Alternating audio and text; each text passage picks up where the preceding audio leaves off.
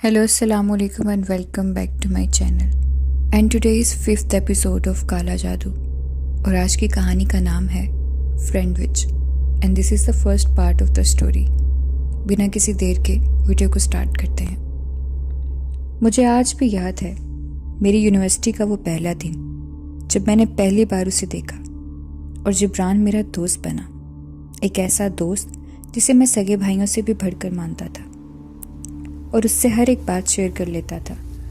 मैं जब यूनिवर्सिटी गया तो मुझे दरवाजे पर एक लड़का खड़ा मिला जिसने मुझसे बहुत अच्छे से सलाम लिया और कहा कि क्या तुम भी इंजीनियरिंग के फर्स्ट सेमेस्टर के स्टूडेंट हो. तो मैंने कहा हाँ. उसने कहा कि मेरा भी आज पहला दिन है, मतलब हम क्लास फेलोज हुए. हमने बहुत अच्छे से बात की और क्लास में चले गए. फर्स्ट डे अच्छे से गुजर गया जैसे सबका होता है, इंट्रोडक्शन वगैरह हमारा भी हुआ और हम क्लासेस लेकर वापस घर आ गए. अगले दिन जब क्लास में गया तो जिब्रान एक लड़की के साथ खड़ा था. मैंने उससे सलाम लिया और पूछा कि ये कौन है. तो उसने बताया कि ये मेरी कज़न है, मेरे ताया अब्बू की बेटी, और ये भी हमारी क्लास फेलो है, हमारे साथ ही पढ़ेगी. मेरी हिम्मत नहीं हुई उससे बात करने की. उसने भी मेरी तरफ नहीं देखा और चुप करके चले गई. वो किसी से भी बात नहीं करती थी और किसी भी तरह से वो जिब्रान की कज़न नहीं लग रही थी, क्योंकि जिब्रान जितना मॉडर्न और लड़कियों में इन था उतनी ही सादा और पढ़ाई में अच्छी नीलम थी. वो किसी से फालतू बात नहीं करती थी और सारा दिन किताबों में ही गुम रहती. कभी इत्तेफाक भी नहीं हुआ मेरा उससे बात करने का. वो जिब्रान के साथ ही गाड़ी में आती थी और जाती थी. मैं भी पढ़ाई में ठीक ठाक ही था. अक्सर जिब्रान मुझे असाइनमेंट्स बनाने के लिए दे दिया करता था तो मैं बना देता था. हमारी पहली बार जब बात हुई तो वो कुछ ऐसे हुई कि हमारा लेक्चर फ्री था और जिब्रान अपनी क्लास की बाकी लड़कियों के साथ कैंटीन चला गया और उसने मुझे भी कहा, लेकिन मैंने मना कर दिया और मैं फ्री टाइम में उसकी असाइनमेंट्स बनाने लगा. इतने में नीलम भी क्लास में आ गई और अपने नोट्स तैयार करने लगी.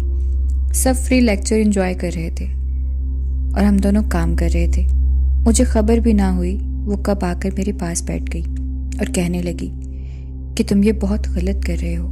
मैंने चौंक कर देखा तो वो नीलम थी और बिल्कुल घबरा सा गया, क्योंकि उससे पहले मैंने अपनी क्लास में किसी भी लड़की से बात नहीं की थी.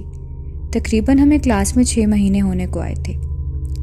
तो मैंने घबराहट भरे लहजे में कहा, क्या मतलब? तो उसने कहा कि देखो हैदर, तुम एक अच्छे पढ़ने वाले लड़के हो और जिब्रान जैसा लड़का तुमसे मतलब निकलवाता है. ऐसी दोस्ती नहीं होती और उसके चक्करों में तुम खुद पर भी फोकस नहीं कर रहे. वो मेरा कज़न है, एक ही घर में रहते हैं, बड़े हुए हैं, मैं सब जानती हूँ बहुत अच्छे से.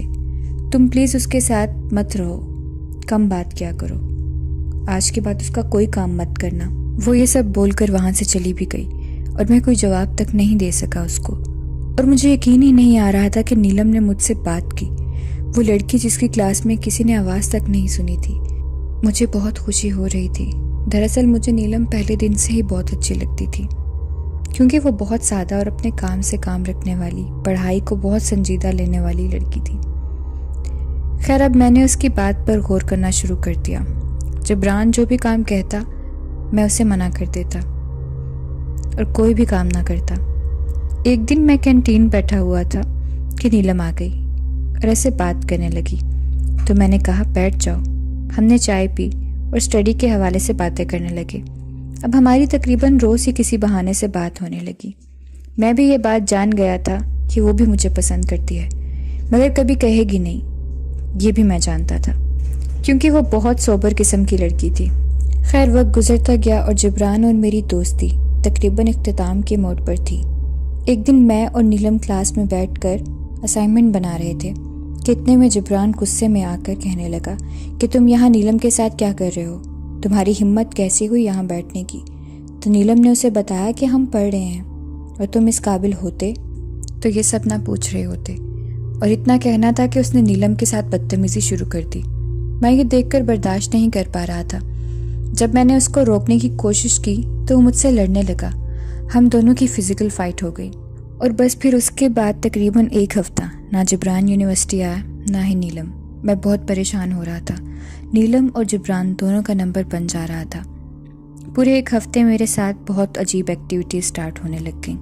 रात को जब मैं सो नहीं पाता था तो समझ नहीं आती थी कि ये सब क्यों हो रहा है, लेकिन जब मैं सो जाता तो मुझे हर रोज़ एक ही ख्वाब आता कि जिब्रान हाथ में कोई चीज़, हथियार नुमा चीज़ लेकर खड़ा है और उसने काले रंग के कपड़े पहने हैं और मुझे मारने के लिए मेरी तरफ बढ़ रहा है। पहले तो मुझे ये सब वहम लग रहा था कि शायद हम लोग लड़े हैं, तो वो डर है मेरे जहन में जो कि बैठ गया है। लेकिन जब ये ख्वाब रोज़ आने लगा, एक ही ख्वाब हर रात, तो मैं बहुत डर गया।